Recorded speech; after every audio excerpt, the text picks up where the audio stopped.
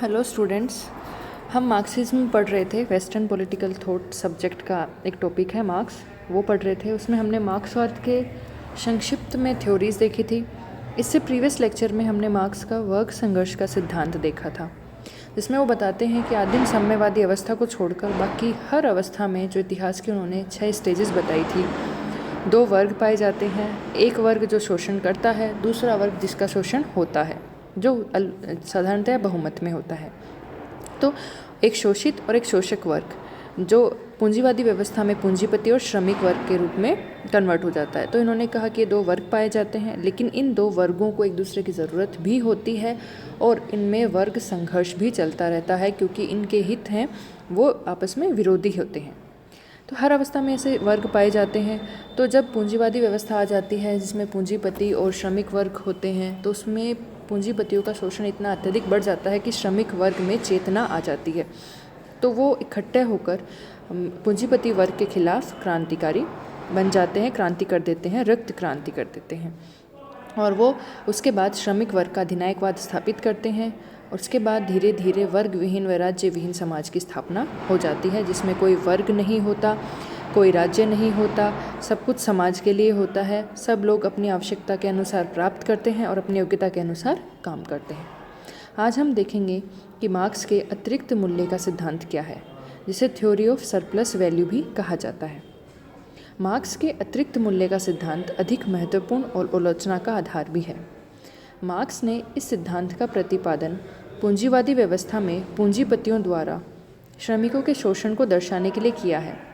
इसका वर्णन उसके महत्वपूर्ण ग्रंथ दास कैपिटल में किया गया है।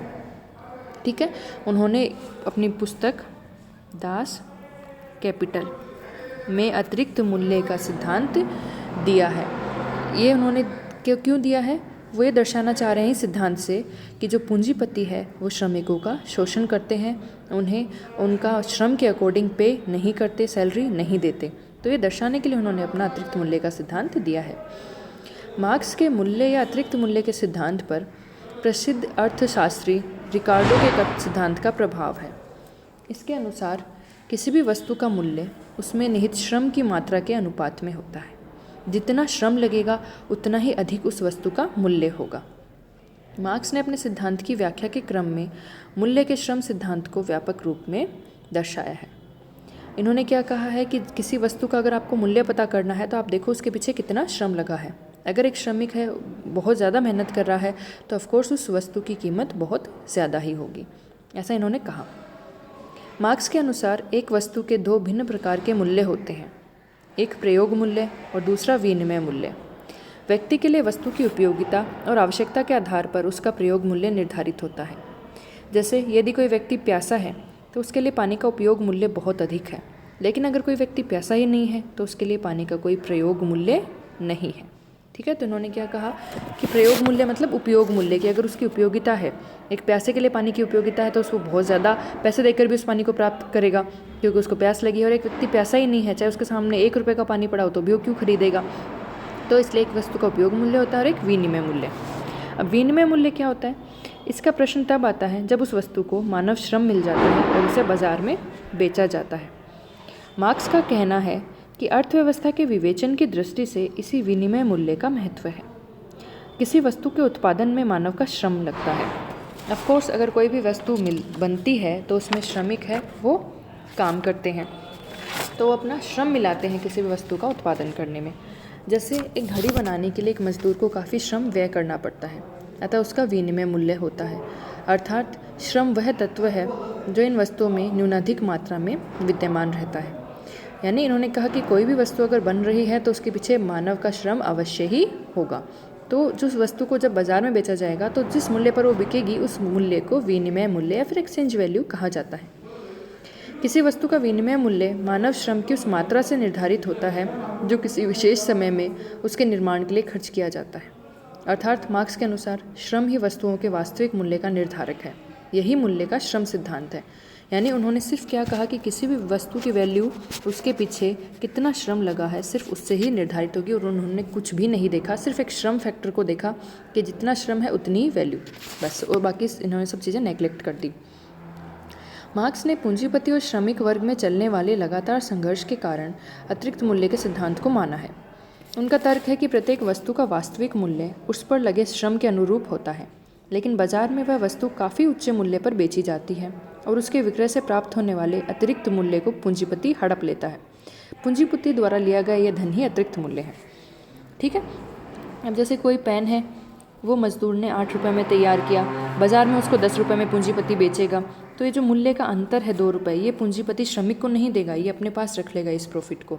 तो मार्क्स ने कहा है कि जो एक्स्ट्रा जो प्रॉफिट होता है, जितना उस मूल्य वस्तु का वास्तविक मूल्य है और जितने पे वो बेची जा रही है, जैसे 8 रुपये का पूरा श्रम वगैरह लग के वो वस्तु की रियल कीमत 8 रुपये है, लेकिन बाज़ार में ऑफकोर्स वो ऊँचे दामों पे बेची जाती है। तो अगर 10 रुपये में बिक्री है तो 2 रुपये जो अतिरिक्त कमाए हैं वो पूंजीपति अपने पास रख लेता है, जबकि उस पर श्रमिक का हक होना चाहिए मार्क्स के अकॉर्डिंग। तो इसलिए कहा कि मार्क्स ने क्या कहा, अतिरिक्त मूल्य कौन सा है, यही मूल्य जो 2 रुपये पूंजीपति ने हड़पे हैं, यही अतिरिक्त मूल्य है। मार्क्स के शब्दों में अतिरिक्त मूल्य उन 2 मूल्यों का अंतर है जिसे मजदूर पैदा करता है और जिसे वह वास्तव में पाता है। यानी कि जैसे अगर 8 रुपये का पेन वास्तव में तैयार हुआ है और वो सिर्फ 8 रुपये ही उसको दे रहा है, लेकिन उसने बाहर जाकर वो चीज़ 12 या 15 रुपये में बेची है, तो मज़दूर को कितना मिला, 8 रुपये, और उसने बाहर जाकर बेची 15 रुपये। तो 8 रुपये और 15 रुपये के बीच का अंतर है वो पूंजीपति अपने पास रख लेता है, वो श्रमिक को नहीं देता। तो यही मार्क्स ने क्या कहा, अतिरिक्त मूल्य है।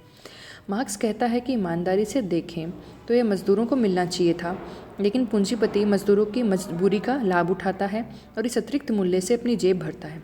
इसके कारण धनी और निर्धन के बीच की खाई बढ़ती जाती है और यह वर्ग युद्ध लगातार चलता रहता है। मार्क्स का कहना है कि अतिरिक्त मूल्य श्रमिकों के श्रम का परिणाम है, अतः न्याय की यही मांग है कि वह उसे ही मिलना चाहिए। चूँकि वर्तमान उत्पादन व्यवस्था में श्रमिक लोग उत्पादन के साधनों के स्वामी नहीं होते, इसलिए उन्हें श्रम का अतिरिक्त मूल्य प्राप्त नहीं हो पाता।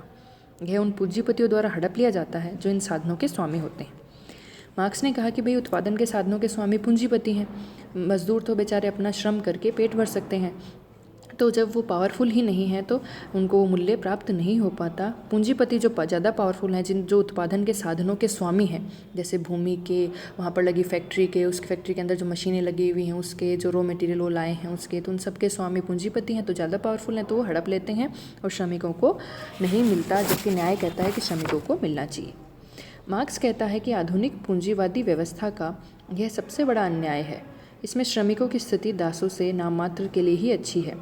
यहाँ श्रमिकों के पास उत्पादन के साधनों को खरीदने की शक्ति नहीं होती, इस कारण वे बाध्य होकर अपना श्रम पूंजीपतियों को नाम मात्र की कीमत पर बेच देते हैं। श्रम बेच देते हैं, इसका मतलब क्या है कि वो नाम मात्र की मजदूरी पर भी काम करने को तैयार हो जाते हैं। जैसे कई देखते हैं हम कि माइंस में काम करते हैं, खानों में काम करते हैं, काफ़ी डीप जाकर उनको काम करना पड़ता है, वहाँ बिल्कुल अंधेरा होता है, कई बार माइंस गिर भी जाती हैं, पत्थर गिर जाते हैं, मज़दूरों की मौत हो जाती है। तो वहाँ ऐसी डेंजरस सिचुएशन में भी वो बहुत कम मजदूरी पर काम करना स्वीकार कर लेते हैं, क्योंकि उनके पास कोई उत्पादन के साधन नहीं है, उनके पास सिर्फ उनका श्रम है जिसे वे बेच सकते हैं। और पूंजीपति पावरफुल होता है, वो उसको बहुत कम मजदूरी पर भी काम करवा लेता है, क्योंकि मज़दूरों में भी आपस में कंपटीशन होता है। अगर एक मज़दूर नहीं तैयार होगा उस काम को करने के लिए, तो दूसरा तैयार हो जाएगा जो उससे ज़्यादा गरीब होगा, इसलिए कम मूल्य पर भी वो बेचने को तैयार हो जाते हैं। तो इस तरह से अतिरिक्त मूल्य पूंजीपतियों के हाथ पहुंच जाता है। तो ये था मार्क्स का अतिरिक्त मूल्य का सिद्धांत। अब इसकी आलोचना देखते हैं। श्रम ही उत्पादन का एकमात्र साधन नहीं है। जब मार्क्स ने कहा कि श्रम ही वस्तु का मूल्य उसके श्रम से ही निर्धारित होगा, तो ये बात पूरी तरह सत्य नहीं है, क्योंकि श्रम के अलावा भी भूमि है, पूंजी है, मशीनरी है, प्रबंध है, साधनों के सम्मिलित प्रयोग से उत्पादन कार्य है वो पूरा किया जाता है। इस कारण मार्क्स के सिद्धांत का मूल विचार ही गलत व भ्रांतिपूर्ण है, क्योंकि उन्होंने श्रम के अलावा जितने भी फैक्टर्स हैं सबको नेग्लेक्ट कर दिया था। उन्होंने कहा कि भाई एक श्रम ही आधार है, जबकि ऐसा नहीं है। श्रम के अलावा दूसरी चीज़ें भी वस्तु के मूल्य निर्धारण में अपना पार्ट देती हैं। जैसे अच्छी फैक्ट्री हो, अच्छी मशीनरी हो, तो उस वस्तु का उत्पादन ज़्यादा तेज़ी से होगा, अच्छे से होगा, तो उसमें भी पूंजीपति इन्वेस्ट करता है, इसीलिए तो वस्तु का उत्पादन अच्छे से होता है। सेकंड, मार्क्स द्वारा इस बात का ध्यान भी नहीं रखा गया कि श्रमिकों को मजदूरी के अलावा भी पूंजीपति को कारखाने, मशीन के घिसावट, बीमा, बोनस आदि के रूप में धन खर्चना पड़ता है। पूंजीपति है वो मजदूरी ही नहीं देता, उन्होंने कहा कि वो बस एक मजदूरी देता है, इसके अलावा पूंजीपति को कुछ नहीं करना पड़ता, जबकि पूंजीपति को इन्वेस्ट करना पड़ता है। पहले वहाँ पर जैसे उसने एक भूमि ली तो उसमें इन्वेस्ट किया, फिर उसके बाद उसमें एक फैक्ट्री बनाई, फिर उसमें मशीनें लगाई, फिर कच्चा माल लेके आया, और मशीनरों को बार बार ठीक करवाना पड़ता है, बीमा देना पड़ता है, बोनस देना पड़ता है, तो ये सब में भी पूंजीपति है वो खर्चा करता है। तीसरा, मार्क्स की एक और मान्यता है कि पूंजीपति मुनाफा बढ़ाने के लिए नई मशीनें लगाता है। फिर वह कहता है कि मशीनों व कच्चे माल से कोई अतिरिक्त मूल्य नहीं मिलता। तो एक तरह से विरोधी धारणा प्रतीत होती है। एक तरफ तो वो कहते हैं कि भाई पूंजीपति है वो ज़्यादा से ज़्यादा धन कमाने के लिए नई नई मशीनें लगाता रहता है, और एक तरफ वो कहते हैं कि वस्तु का जो मूल्य है सिर्फ श्रम से निर्धारित होता है, मशीनों का उसमें कोई रोल नहीं है। तो ये उनकी विरोधी धारणा है। चौथा, मार्क्स का सिद्धांत अनिश्चित और अस्पष्ट हो जाता है। वह मूल्य और कीमत की अनिश्चित धारणा देता है और इसके संबंध में कोई स्पष्ट व्याख्या नहीं देता। जब उन्होंने कहा कि मूल्य और कीमत, तो उनका मतलब था सिर्फ श्रम से निर्धारित होती है। उन्होंने कोई निश्चित इसकी धारणा नहीं दी है इकोनॉमिक्स की तरह। जैसे इकोनॉमिस्ट हैं वो वस्तु के मूल्य की, कीमत की एक डेफिनेशन देते हैं, ऐसे इन्होंने नहीं दी। पांचवी आलोचना, मार्क्स केवल शारीरिक श्रम की बात करता है, पर वह पूंजीपतियों के मानसिक श्रम, तकनीकी ज्ञान, कुशलता आदि की उपेक्षा करता है। ये मैं पहले भी बता चुकी हूँ कि जिस पूंजीपति के पास ज़्यादा इनोवेटिव आइडियाज़ होंगे, जितना तकनीकी ज्ञान अच्छा होगा, जितना वो कुशल होगा, अपना ब्रेन अच्छे से लगाएगा, उतना ही अच्छा वो अपनी फैक्ट्री में उत्पादन करेगा और दूसरे पूंजीपतियों से आगे निकलेगा। क्योंकि पूंजीपतियों के बीच में भी कंपटीशन होता है। ऐसा नहीं है कि सिर्फ एक ही फैक्ट्री है पेन का उत्पादन कर रही है, हज़ारों फैक्ट्री पेन का उत्पादन करती हैं फॉर एग्जांपल। तो कौन सा पेन सबसे ज़्यादा बिकेगा, जो सबसे अच्छा लगेगा लोगों को, और इसके लिए क्या होता है, नए नए आइडियाज़ लाने पड़ते हैं, मानसिक श्रम भी करना पड़ता है। तो कोई ज़रूरी नहीं है कि वस्तु में सिर्फ शारीरिक श्रम ही लगे, मानसिक श्रम भी लगता है पूंजीपति का।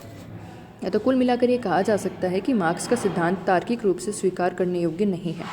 यह कोई आर्थिक सिद्धांत नहीं है, बल्कि प्रचारात्मक और पूंजीवाद के विरुद्ध नारेबाजी अधिक है। इसके माध्यम से मार्क्स पूंजीवादी व्यवस्था में श्रमिक वर्ग के दीन दशा के कारणों की व्याख्या करता है। यद्यपि यह मूल्य या कीमत का कोई स्पष्ट सिद्धांत नहीं है। तो ये हमने देखा कि मार्क्स का अतिरिक्त मूल्य का सिद्धांत क्या है, वो क्या क्या उसमें टर्म्स यूज़ करता है, वस्तु के मूल्य का क्या मतलब निकालता है, और उसके बाद हमने देखा कि इसकी आलोचनाएँ क्या क्या हो सकती हैं।